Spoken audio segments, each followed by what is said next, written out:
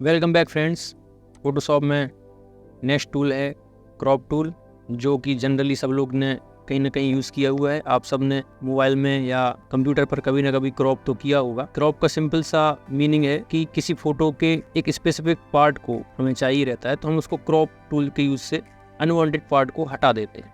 तो वो crop tool है। इसका कीबोर्ड शॉर्टकट है सी प्रेस करते ही आप क्रॉप टूल पर पहुंच जाएंगे और वो किस तरह काम करता है देख लेते हैं। क्रॉप करने के लिए बहुत ही इजी वे है। नए वर्जन में तो कुछ खास नए वर्जन में इसको क्रॉप करना बहुत आसान है, लेकिन उसको क्रॉप करने के पहले आपको इसके रिलेटेड ऑप्शन समझ लेने चाहिए। क्रॉप करने के लिए हमें दो चीज़ें बतानी होती हैं फोटोशॉप को, इसकी विड्थ मतलब चौड़ाई कितनी रखना है और हाइट कितनी रखना है, तो ये दोनों डिफाइन करेंगे। इसके बाद तीसरा पैरामीटर होता है रेजोल्यूशन, 300 होता है। आप अगर फ्लैक्स प्रिंटिंग वगैरह यूज़ कर रहे हैं, CMYK के कलर पैटर्न यूज़ कर रहे हैं, तो वहाँ 600 रेजोल्यूशन ले सकते हैं, जो कि पिक्सल पर इंच होता है। पिक्सल पर इंच रखना ज़रूरी है, सेंटीमीटर में बहुत छोटा हो जाएगा। तो पिक्सल पर इंच पे मान लीजिए यहाँ पर आपको कोई भी साइज सेट कर सकते हैं। जनरली 1x1 का एक स्क्वायर होता है, या फिर हम 4x6 लेते हैं, तो सिंपली यहाँ 4 टाइप करेंगे विड्थ में और 6 टाइप करेंगे हाइट में और रेजोल्यूशन में 300 और इंटर। तो ये साइज़ सेट हो चुकी है। अब जब हम क्रॉप करेंगे तो ये आउटपुट जो देगा वो 4x6 इंच में ही आउटपुट देगा।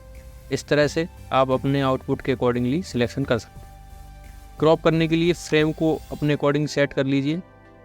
कॉर्नर आपके पास चारों कॉर्नर के ऑप्शन अवेलेबल है। चारों कॉर्नर से आप फ़ोटो को अपने अकॉर्डिंगली, मान लीजिए मैं इसके हैंड तक कवर करता हूँ और इसको बीच से सिलेक्ट करके भी आप एडजस्ट कर सकते हैं। साइड बाय साइड भी एडजस्ट कर सकते हैं और बीच में आप क्लिक करेंगे तो फ़ोटो मूव होगी, साइड बाय साइड आप क्लिक करेंगे तो फ्रेम मूव होगी। ये दोनों में डिफरेंस आपको समझना है और जस्ट आपको इंटर प्रेस करना है या फिर डबल क्लिक करना है, तो ये इमेज क्रॉप हो जाएगी।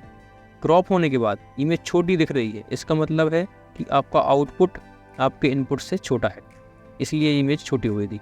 लेकिन इसको जूम इन जूम आउट के द्वारा हम फिट स्क्रीन कर सकते हैं। फिट स्क्रीन के लिए शॉर्टकट है Ctrl+0। कंट्रोल बटन के साथ 0 दबाएंगे तो ये फिट स्क्रीन हो जाएगी।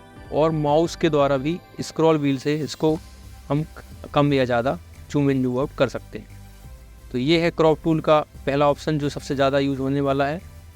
और इसके अलावा भी एक ऑप्शन है नए वर्जन में, पर्सपेक्टिव क्रॉप टूल। ये उन चीज़ों के लिए है जो स्ट्रेट नहीं है या सीधी नहीं है। कई बार ऐसी फाइल हमारे पास आ जाती है जो विड्थ और हाइट में सही सेट नहीं रहती है, तो उसको मैं एग्जांपल से बता देता हूँ। ज़्यादातर ये चीज़ जब होती है जब आप आधार कार्ड या पैन कार्ड का फ़ोटो अपने मोबाइल से क्लिक करते हैं और सपोज़ आपने कुछ ऐसा फ़ोटो क्लिक करते होगे आप लोग, अभी आपको समझ में आ जाएगा। जनरली आधार या मोबाइल से फ़ोटो क्लिक किया हुआ जो डॉक्यूमेंट्स के फ़ोटो होते हैं वो हम ऐसे क्लिक कर लेते हैं, तो उनको सेट करने के लिए ये टूल बहुत ही यूज़फुल है। पर्सपेक्टिव क्रॉप टूल को आप लेंगे और सिंपली इसको फ्रेम पर पूरा कॉर्नर टू कॉर्नर ड्रैग कर दीजिए। अब आपको एक फ्रेम दिखाई दे रही है, इसमें ये वाला कॉर्नर है, उसको इस कॉर्नर से मैच कर दीजिए इस तरह से। और जूम करके मैं दिखा देता हूँ कि यहाँ देख लीजिए, ये इस तरह से हम कॉर्नर टू कॉर्नर मैच करेंगे। और यहाँ पर ये वाला कॉर्नर जो है उसको इस कॉर्नर से मैच कर देंगे और बस इंटर प्रेस करेंगे। देखिए जैसे ही आप इंटर प्रेस करेंगे तो ये पूरी तरह से सही तरह से क्रॉप हो गया है और आपके साइज़ पर सेट हो चुका है, आपके कैनवास पर सेट हो चुका है। तो इस तरह से पर्सपेक्टिव क्रॉप टूल काम करता है, जो आपको कॉर्नर टू कॉर्नर मैच करके फ़ोटो को सीधा करने के लिए बहुत ही ज़्यादा काम में आने वाला है। इसके बाद है स्लाइस टूल। स्लाइस टूल का यूज़ जनरली डिज़ाइनिंग में नहीं होता है, वो वेब डिज़ाइनिंग में होता है। अगर आप किसी वेब पेज को डिज़ाइन करना चाह रहे हैं और उसके लिए आपको एक इमेज या टेम्पलेट तैयार करना है, तो उसके लिए स्लाइस टूल यूज़ होता है। स्लाइस टूल को सी से राइट क्लिक करके स्लाइस टूल को यहाँ से सिलेक्ट कर सकते हैं। इसको सिंपली आप फ़ोटो को स्लाइस कर सकते हो, मतलब 1 या 2 भाग में आप फ़ोटो को बांट सकते हो। इस तरह से आप उसको काट सकते हैं इमेज को, जो कि जनरली वेब डिज़ाइनिंग में यूज़ होती है। इसके बाद है स्लाइस सेलेक्ट टूल। जो स्लाइस आपके बन चुके हैं उनको सेलेक्ट करने का काम इससे होता है। इनको आप सेलेक्ट करके एक जगह से दूसरी जगह मूव कर सकते हैं इस तरह से, या फिर इनको कॉर्नर से सेट भी कर सकते हैं या एडजस्ट कर सकते हैं। लंबाई या चौड़ाई जो भी आपको कम करना है जिस भी पोर्शन की, उसको स्लाइस सिलेक्शन टूल के द्वारा किया जा सकता है। तो इस तरह से crop tool, perspective crop tool और स्लाइस टूल आपको समझ में आया होगा। इसके साथ साथ मैं एक टूल और आपके साथ मेंशन करना चाहूँगा इसी सीरीज़ में, इसी वीडियो में, वो है फ्रेम टूल। फ्रेम टूल का यूज़ होता है जनरली एक फ्रेम बनाने में, जिस फ्रेम में हमको फ़ोटो सेट करनी है।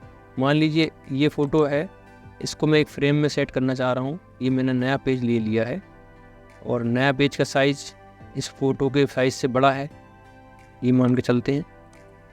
और वहाँ पर मुझे मल्टीपल फ़ोटो लगाना है, तो उसमें एक फ़ोटो मैं फ्रेम में लगाना चाहता हूँ इस तरह से।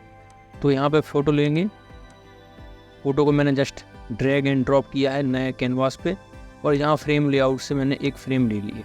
मान लीजिए मैं फ्रेम लेना चाहता हूँ स्क्वायर और फ़ोटो है हमारा पोर्ट्रेट। तो देखिए फ्रेम और फ़ोटो दोनों साथ में हैं और फ्रेम के अंदर मैंने फ़ोटो को इस तरह से सेट कर दी। अब इसका सही यूज़ करने के लिए आपको लेयर ओपन करनी होगी।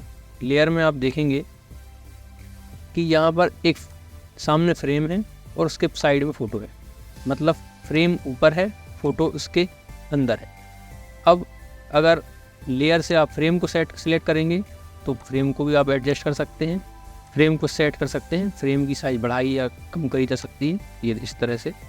और अगर आप फ़ोटो सेलेक्ट करेंगे तो फ़ोटो को एडजस्ट किया जा सकता है फ्रेम के अंदर इस तरह से। ये बहुत ही ज़्यादा यूज़फुल हो जाता है जब हमको मल्टीपल फ़ोटो एक ही फ्रेम में लगानी होती है तब। इस तरह से फ्रेम टूल यूज़फुल है। अगर इसमें आपको कोई डाउट है तो आप ज़रूर पूछ सकते हैं।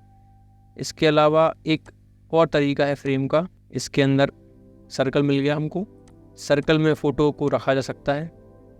फ़ोटो को सर्कल में रखने के लिए फ्रेम बनाइए और फ़ोटो को लाकर उसके ऊपर ड्रैग एंड ड्रॉप कर दीजिए। जैसे ही आप फ़ोटो को ड्रैग एंड ड्रॉप करेंगे तो आप देखेंगे सर्कल के अंदर